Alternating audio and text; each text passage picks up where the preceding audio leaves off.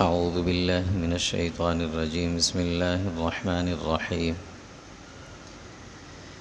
يا أيها الذين آمنوا إن تطيعوا الذين كفروا يردوكم على أعقابكم فتنقلبوا خاسرين بل الله مولاكم وهو خير الناصرين. سورہ آل عمران کی آیت نمبر 149 اور 50 ہے.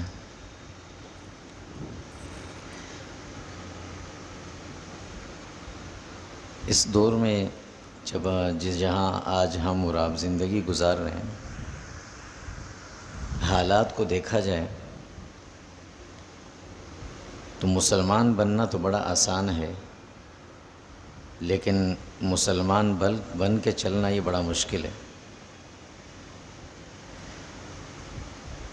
مسلمان بننا تو صرف کلمہ طیبہ پڑھنا ہے اور اسلام میں داخل ہو جانا ہے، لیکن مسلمان بن کے چلنا اتنا مشکل ہے کہ ہر جگہ، ہر قدم، ہر آن، ہر ساعت ایسے حالات اور ایسی مشکلات اور ایسے واقعات ہیں کہ بڑے بڑے مسلمان پکے راسخ العقیدہ لوگ بھی بعض دفعہ ایسی جگہوں پر آ کر ڈگمگا جاتے ہیں، مشکلات آ جاتی ہیں. نفس ایک طرف ہے، شیطان ساتھ لگا ہوا ہے، انسانی دشمن اور حالات یہ دوسری طرف ہے. شیطان اور نفس یہ تو ظاہر انسان کے ساتھ ایسے لگے ہوئے ہیں. کہا جاتا ہے کہ ایک مرتبہ نفس اور شیطان کا آپس میں مکالمہ ہوا. شیطان نے اپنے سارے کارنامے گنوائے کہ میں نے یہ کیا، میں نے یہ کیا، میں نے یہ کیا. سب سے بڑا کارنامہ اس نے اپنا یہ گنوایا کہ میں نے انسانوں کو جنت سے نکلوایا. نفس سے کہا گیا کہ تم نے کیا کیا؟ تو نفس نے ایک ہی بات بتائی کہ یہ بتاؤ تمہیں شیطان کس نے بنایا تھا؟ میں ہی تو تھا تمہارے ساتھ. تو یہ نفس انسان کے ساتھ اتنا بڑا دشمن لگا ہوا ہے. اس کے ہٹ کر ادھر انسان کا اس دور میں سب سے بڑا دشمن انسان ہے.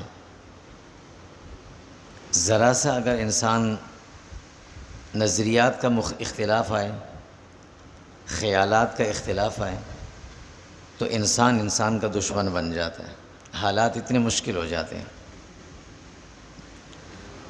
ساری دنیا کے مسلمان اس بات کو مانتے ہیں، سمجھتے بھی ہیں کہ مسلمانوں کی جو تنزلی کے اسباب ہیں، جو اس وقت ہم دنیا کے اندر زندگی گزار رہے ہیں تنزلی والی، اس کے اسباب،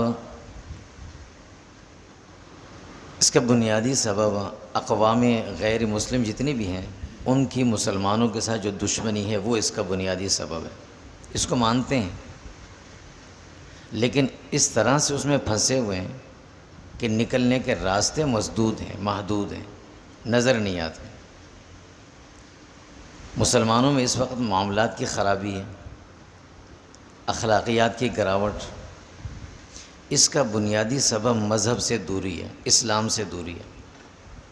اور مذہب اور اسلام سے ہٹ کر انسان اگر یہ چاہتا ہے کہ میں اپنے معاملات بھی اچھے کر لوں، میرے اخلاق بھی اچھے ہوں، یہ ہو نہیں سکتا. یہ مذہب ہی ہے جو ہمیں یہ سارا راستہ دکھاتا ہے کہ یہ اخلاقیات کا درجہ ہونا چاہیے، یہ آپ کے معاملات ہونے چاہیے. اگر یہ مذہب بیچ میں سے نکل جائے، اسلام نکل جائے، تو یہ ساری چیزیں بالکل کوئی حیثیت نہیں رکھتی. ساری دنیا کی اقوام جو غیر مسلمہ ہیں، ان کی محنت، ان کی کوشش کا محور صرف ایک ہی چیز ہے کہ کسی طرح سے مسلمان کو اپنے مذہب سے ہٹا دیا جائے. وہ یہ نہیں کہیں گے کہ ہم آپ کو غیر مسلم بنائیں گے، کسی مسلمان کو یہودی نہیں بنائیں گے، کسی مسلمان کو وہ ہندو نہیں بنائیں گے، بنا بھی نہیں سکتے جبراً. کسی مسلمان کو عیسائی نہیں بنائیں گے جبراً. لیکن وہ اس درجے پہ ضرور پہنچا دیں گے کہ مسلمان نہیں رہے گا، آپ کو مسلمان نہیں رہنے دیں گے، یہ ضرور کر دیں گے. اللہ رب العزت نے مسلمانوں کو روز اول سے انہی خطرات سے باخبر کیا کہ دیکھنا بھائی، جتنے دشمن ہیں تمہارے اطراف میں، یہ صرف اس وجہ سے ہیں کہ تمہارے پاس ایک بڑی نعمت ہے۔ چور ہمیشہ مداخلت وہاں کرے گا جہاں اس کو دولت نظر آئے گی۔ تمہارے پاس ایک دولت ہے جس کا نام ہے ایمان اور اسلام، یہ چاہیں گے تمہیں اس سے ہٹانے کے لیے، اور اس کے لیے کبھی نہیں کہیں گے کہ تم آ جاؤ یہودی بن جاؤ، آ جاؤ عیسائی بن جاؤ۔ آج اس دور کے اندر مسلمان چاہے جتنا بھی مذہب سے دور ہو، وہ یہ ضرور سمجھتا ہے کہ میرا مذہب اسلام سچا ہے، چھوڑنے کو تیار نہیں ہے۔ اس لیے ان کی محنت کا رنگ بھی بدلا ہوا ہے۔ وہ محنت، یہ مسلمان تو محنت کرتا ہے کہ بھئی تم مسلمان ہو جاؤ، اسلام میں آ جاؤ، تمہیں فائدہ ہوگا۔ وہ یہ نہیں کہیں گے عیسائی بن جاؤ، اور نہ کہہ سکتے ہیں، نہ ان کو اس پر فائدہ ہوگا۔ ہاں، وہ اس طرح سے محنت ضرور کریں گے کہ تمہیں اسلام سے دور کر دیں گے۔ اسلام تمہاری زندگیوں سے نکل جائے گا، تمہارے معاملات، تمہارے اخلاقیات وہ اسلام سے خالی ہو جائیں گے۔ تم معاملات میں جب قدم رکھو گے نا تو اسلام کو پیچھے رکھ کر اپنے معاملات کو دیکھو گے، جبکہ مسلمان عبادات سے نہیں پہچانا جاتا۔ اللہ کی مدد کا وعدہ جو مسلمان کے ساتھ ہے وہ معاملات کی درستگی پر ہے۔ اگر تم زمین پر صحیح اللہ کے احکامات کے مطابق اپنی زندگی گزارو گے، تمہارے انفرادی، اجتماعی، ذاتی اور دوسروں کے ساتھ ہونے والے معاملات وہ اچھے ہوں گے، تمہارے اخلاق اچھے ہوں گے، تو اللہ رب العزت کی مدد تمہارے ساتھ رہے گی ہر وقت۔ اور اگر یہ چیز نہیں ہوگی تو پھر آج دنیا کے اندر وہی حالات ہوں گے جو اس وقت چل رہے ہیں، ایسے حالات آئیں گے۔ مسلمان دو دو چار چار کی ٹولیوں میں بیٹھ کر، ہم بھی بیٹھتے ہیں، حالات پر تبصرے تنقیدی الفاظ میں تو کرتے ہیں ضرور، ہم سمجھتے ہیں یہی اس کا حل ہے، جبکہ وہ حل نہیں ہے۔ حل اس کا ایک ہی ہے کہ ان ساری چیزوں کو چھوڑا جائے، صرف عبادات کی حد تک نہیں، عبادات بھی مکمل ہونی چاہیے، اس کے بعد معاملات ٹھیک ہونے چاہیے، اس کے بعد اخلاق اچھے ہونے چاہیے۔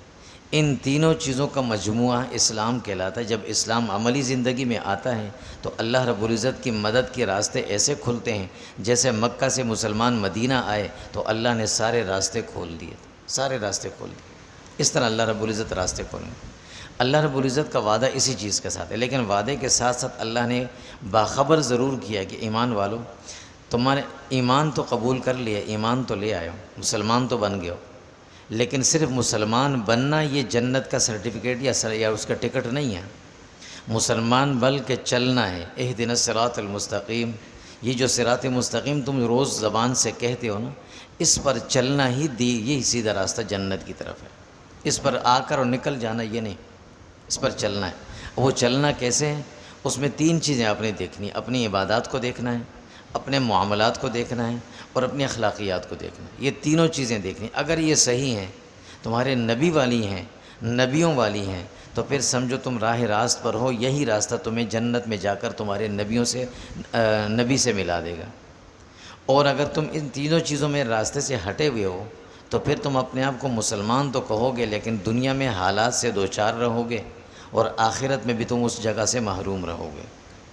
اسی چیز کو سے مطلع کرنے کے لیے اللہ رب العزت نے جو خطرہ تھا، اس خطرے سے ہمیں باخبر کیا۔ وہ کیا ہے کہ تمہارے اطراف میں بیٹھے ہوئے تمہارے دشمن، یہ دشمن تمہیں کسی طرح سے، جس طرح ممکن ہو، تم پہ حالات ایسے بنائیں گے، تمہارے معاملات، معاشی حالات، تمہارے دیگر معاملات، ساری چیزوں پر ایسے اس طرح سے آ کر بیٹھیں گے کہ یہ ان کی کوشش ہوگی کہ تمہیں دین سے ہٹا دیں۔ کافر نہیں بنائیں گے، یہ نہیں کہیں گے کافر بن جاؤ، لیکن دین سے ضرور تمہیں ہٹا دیں گے۔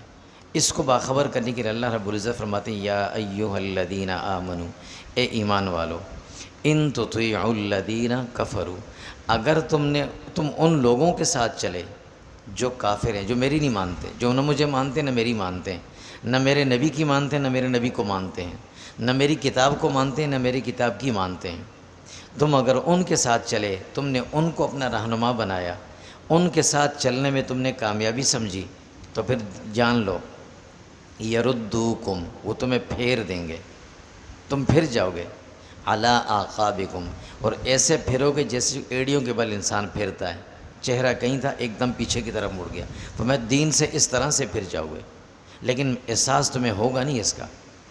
فتنقلبوا خاسرین، اب جب تم پلٹ جاؤ گے، پھر جاؤ گے، اب تمہیں پتہ چلے گا کہ ہم تو بڑے نقصان میں آ گئے، بڑے خسارے میں آ گئے، یہ نقصان ہوگا۔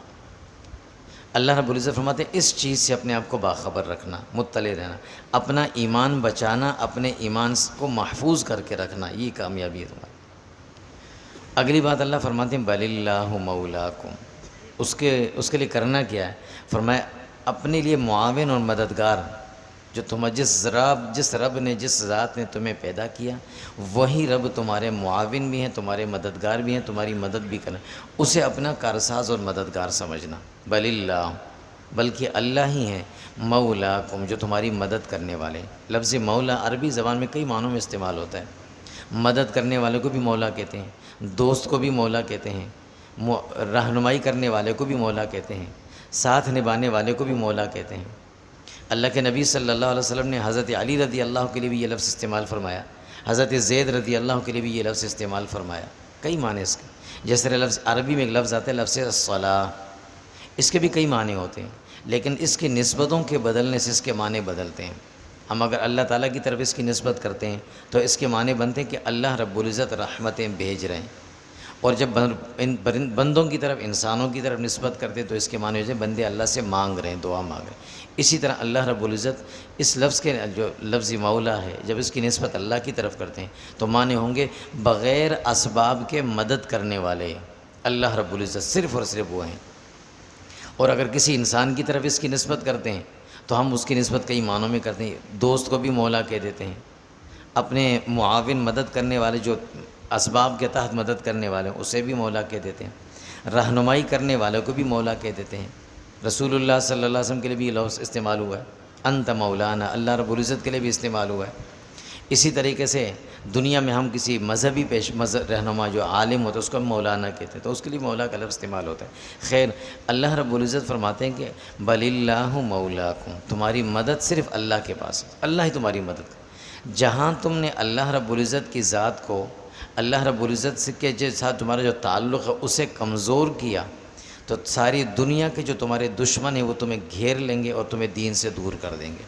اللہ رب العزت کے ساتھ اپنا معاملہ صحیح رکھنا، عقیدے میں اور عبادات میں، مخلوق کے ساتھ اپنا معاملہ صحیح رکھنا، عبادات میں اور اخلاقیات میں، یہ ساری چیزیں تم کرو گے، اللہ تمہارے ایمان کی، جان کی، مال کی، عزت کی، ساری چیزوں کی حفاظت فرمائیں گے۔ اور اگر یہ چیزیں تمہاری کمزور ہو گئیں تو سمجھ لینا کہ دنیا میں بھی تم پہ حالات اور مشکلات آئیں گی، تم سمجھ نہیں پاؤ گے کہ کس طرح سے آتی ہیں، ایک حال ختم نہیں ہوتا دوسرا آ جاتا ہے، ایک مشکل ختم نہیں ہوتی دوسری آ جاتی، یہ آتے رہیں گے، اور اس طرح سے تم انہی حالات میں دنیا سے چلے جاؤ گے۔ ان حالات میں جب دنیا سے جاؤ گے تو آخرت میں بھی تمہارا سامنا جو اللہ کے نبی صلی اللہ علیہ وسلم سے ہوگا یا ہمارے جو اکابرین اولین سے ہوگا تو اس وقت بھی تم اچھے حال میں نہیں ہوگے۔ فرمایا بل اللہ مولاکم، وہ اللہ ہی ہیں جو تمہاری مدد کر سکتے ہیں، وہو خیر الناصرین، اور دنیا کے سب سے بہترین مدد کرنے والے وہ اللہ ہی ہیں، جو سب سے اچھی اور سب سے بڑی مدد کرنے والے اللہ ہی ہیں۔ کہ اللہ رب العزت کی مدد، اللہ رب العزت کا فضل اور رحم جب انسانوں کی طرف متوجہ ہو، دنیا کی کوئی طاقت روک نہیں سکے گی، اور جب اللہ رب العزت اپنی مدد کے دروازے بند کر دیں گے، دنیا کے بڑوں کے پاس آ کر ہم پھر جائیں گے، سارے ہاتھ اٹھا دیں گے، بھئی ہم نہیں کر سکتے، ہم تمہاری مدد نہیں کر سکتے۔ اور جہاں اللہ رب العزت راضی ہوں گے تو ساری دنیا کے اسباب اللہ رب العزت ہماری طرف متوجہ کر دیں گے، اسباب کے دروازے اللہ ادھر کھول دیں گے، کیونکہ وہ تو مسبب الاسباب ہیں، وہ مدد کرنے والے ہیں۔ تو اللہ رب العزت فرماتے ہیں ایک تو اپنے ایمان کا، اپنے عقیدے کا جو دشمن ہے اسے پہچاننا، اس سے اپنے آپ کو بچانا، پھر وہ دشمن تمہیں کس طرح سے گھیرے گا اس سے اپنے آپ کو بچانا، پھر اس کے بعد اپنی عبادات، معاملات، اخلاقیات، ان چیزوں کو صحیح رکھنا، تو اللہ رب العزت ساری دنیا کے معاملات تمہارے لیے اچھے کر دیں گے۔ اللہ تعالیٰ ہم سب کو عمل نصیب فرمائے۔ صلی اللہ علیہ وسلم۔ اللہ